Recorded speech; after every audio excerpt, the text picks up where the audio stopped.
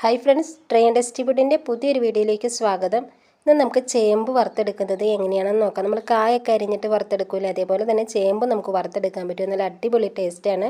അപ്പോൾ ഞാൻ കുറച്ച് ചേമ്പ് എടുത്തിട്ടുണ്ട്. ഒരു തൊലിയൊക്കെ ഒന്ന് ചീമ്പി കളഞ്ഞതിന് ശേഷം വെള്ളത്തിലേക്ക് ഇട്ട് കൊടുത്തിട്ടുണ്ട്. ഇനി ഈ ചേമ്പും നമുക്ക് നല്ലതുപോലെ കനം കറിച്ചിട്ടൊന്ന് അരിഞ്ഞെടുക്കാവേ.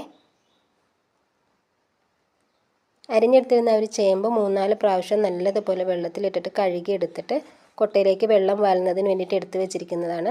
ഇതിൻ്റെ വെള്ളമൊക്കെ ഒന്ന് വാൽന്ന് കിട്ടിയതിന് ശേഷം നമുക്കിത് വറുത്തെടുക്കാം.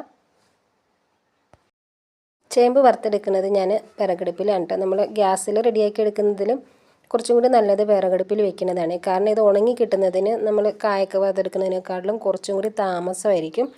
അപ്പോൾ വിറകടുപ്പ് ആകുമ്പോഴത്തേക്ക് ആ ഒരു ഗ്യാസിൻ്റെ ഒക്കെ ചിലപ്പോൾ കൂടുതലായിട്ട് ഉപയോഗിക്കേണ്ടി വരും. വിറകടുപ്പാണെങ്കിൽ ആ ഒരു പ്രശ്നം വരില്ല. അപ്പോൾ എണ്ണ നല്ലതുപോലെ ചൂടായിട്ടുണ്ട്. നമുക്ക് ഒരെണ്ണം ഇട്ട് കൊടുത്ത് നോക്കാം കേട്ടോ. കണ്ടോ, എണ്ണ ചൂടായി വന്നിട്ടുണ്ട്. അപ്പോൾ ഈ ഒരു എണ്ണയിലേക്ക് നമുക്ക് എത്രത്തോളം ചേമ്പ് ഇട്ട് കൊടുക്കാൻ പറ്റുമോ ആ ഒരു രീതിക്ക് ഇട്ട് കൊടുക്കാം കേട്ടോ. ഞാൻ വെളിച്ചെണ്ണയാണ് എടുത്തിരിക്കുന്നത്.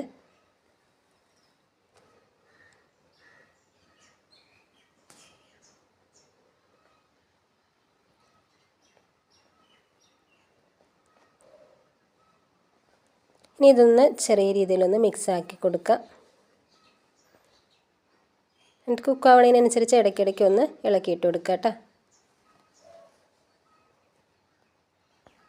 ഫസ്റ്റ് ട്രിപ്പ് ഇട്ട് കൊടുത്തിരുന്ന ഒരു ചേമ്പ് നല്ലതുപോലെ നമുക്ക് കുക്കായി കിട്ടിയിട്ടുണ്ട്. നല്ലോണം ഞെരിഞ്ഞെരുവെന്ന് ആയി കിട്ടിയിട്ടുണ്ട്. അപ്പോൾ ഇത് എണ്ണയിൽ നിന്ന് കോരിയെടുക്കുക. എന്നിട്ട് ബാലൻസ് ഇരിക്കണ കുറച്ചും കൂടി ഇട്ട് കൊടുക്കാവേ. നമ്മൾ ചേമ്പ് വറുത്ത് കോരി കഴിയുമ്പോൾ ചൂടോടുകൂടി തന്നെ അതിലേക്ക് കുറച്ച് മഞ്ഞൾപ്പൊടിയും ഉപ്പും കുരുമുളക് പൊടിയും കൂടി ഇട്ട് കൊടുക്കണം കേട്ടോ. അതൊക്കെ ഇട്ട് കൊടുക്കുന്നതിൻ്റെ അളവ് നമ്മളുടെ ഓരോരുത്തരുടെ ഇഷ്ടം അനുസരിച്ച് ഇട്ട് കൊടുക്കുക കേട്ടോ. ചൂടോടുകൂടി തന്നെ ഇട്ട് കൊടുക്കുമ്പോഴത്തേക്കും ആ ഒരു എണ്ണയുടെ ചൂടൊക്കെ കൊണ്ട് പെട്ടെന്ന് തന്നെ അത് എല്ലാ ഭാഗത്തുനിന്നും നമുക്ക് ഒന്ന് പുരട്ടിയെടുക്കാൻ പറ്റും കേട്ടോ. ഉടഞ്ഞു പോകാത്ത രീതിയിൽ നല്ലോണം ഒന്ന് മിക്സാക്കി എടുക്കുക.